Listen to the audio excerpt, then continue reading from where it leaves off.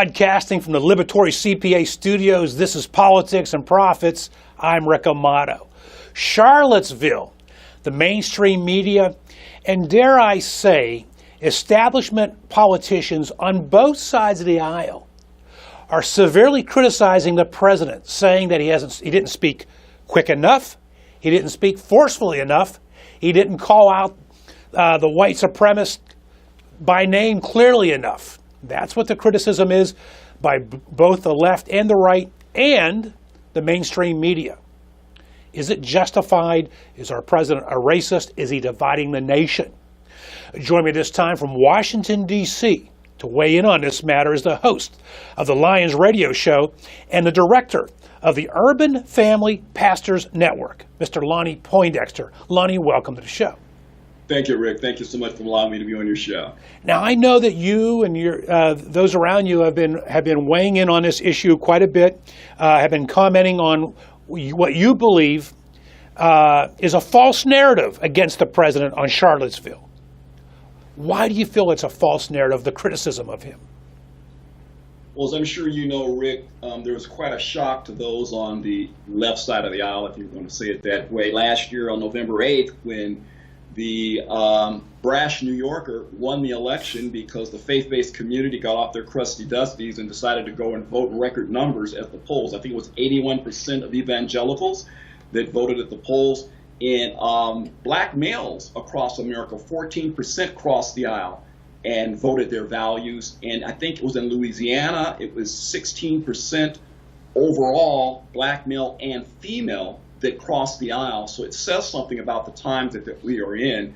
They're trying to push a narrative that says the president is not worthy of being in the elected office that he was elected to, according to electoral votes. And so this is just another shot fired across the bow to try to lessen his presidency. What do you say to those who don't go as far and call him a supporter of the racist and the white supremacist and all that, but they say, how they phrase it, he stands behind them, sort of winks and nods. What's your reaction to that?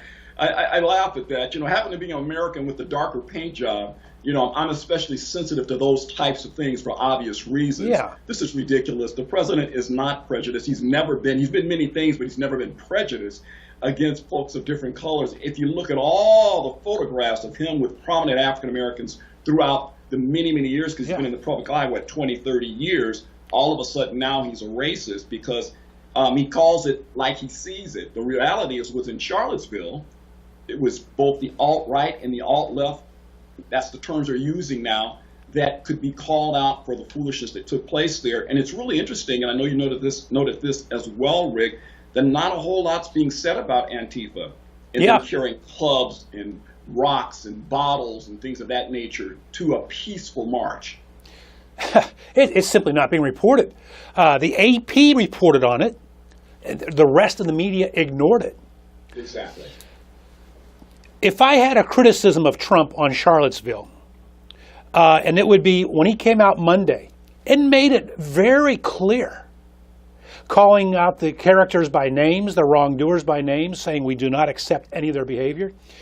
If I had any criticism, and this is kind of getting picky here, I would say that he didn't put the passion in his words.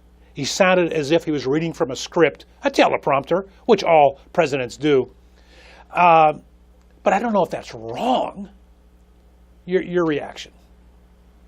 I think the statement that he gave was apropos considering the circumstances. It was right after the event.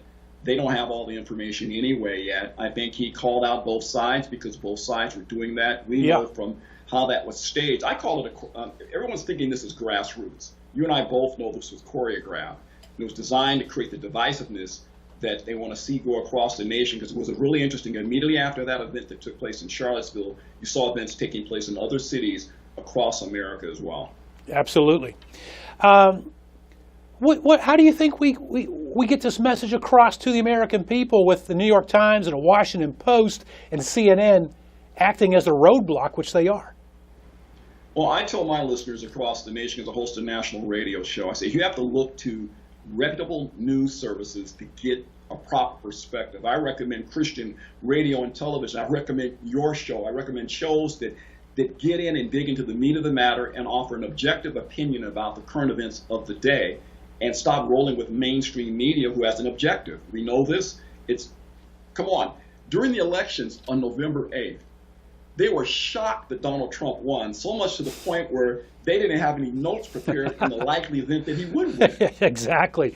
In the interest of time, I want to move on to another important topic, Lonnie, and that is the Content of Character series. That's something you're personally involved in. Tell our viewers what that's about. Content of Character series was a website that was launched about a month and a half ago to address this very issue, the fact that our true history as a nation, and as it relates to media, going all the way back to the founding of this nation, is being misreported, misquoted. There's an agenda to rewrite history. That's why they're trying to tear down all these so-called Confederate monuments, to whitewash history. What we're trying to do is get a message out consistently to the community, for folks who happen to look like me, true history, because what I find the pushback in the black community is they don't know the true history, hence the launch of that website, contentofcharacterseries.com. All right. Well, we'll put that up on social media, and I'm sure it's showing across the screen right now, contentofcharacterseries.com. And we look forward to catching up with you in the future, Lonnie Poindexter, to hear what's on your mind and to learn more about the Content of Character series. Thank you for joining us. Thank you, Rick. Before we come back, at this time, let's introduce our Real Estate Minute with Brian Brady.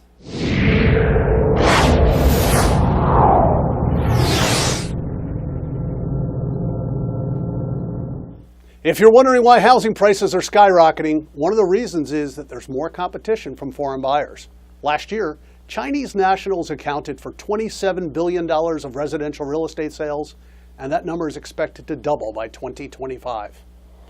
Those Chinese buyers are looking for safe places to store their wealth, away from the slowing economy of their homeland, where repressive financial policies make it difficult to earn decent returns on savings. They prefer coastal American cities like San Francisco, Los Angeles, and New York for three reasons: proximity to global markets, their family and friends live in those cities, and ironically, like their homeland, the building restrictions are driving prices higher. Well, if you can't beat them, join them is what I say. I'm watching to see where they buy, and I'm investing alongside them. I'm Brian Brady, your Politics and Profits Real Estate Trends reporter. Politics and Profits with Rick Amato is brought to you by Liberatory Accounting, the IRS problem solvers. To find out how Liberatory Accounting can help you, call 877-6-SOLVER. That's 877-6-SOLVER.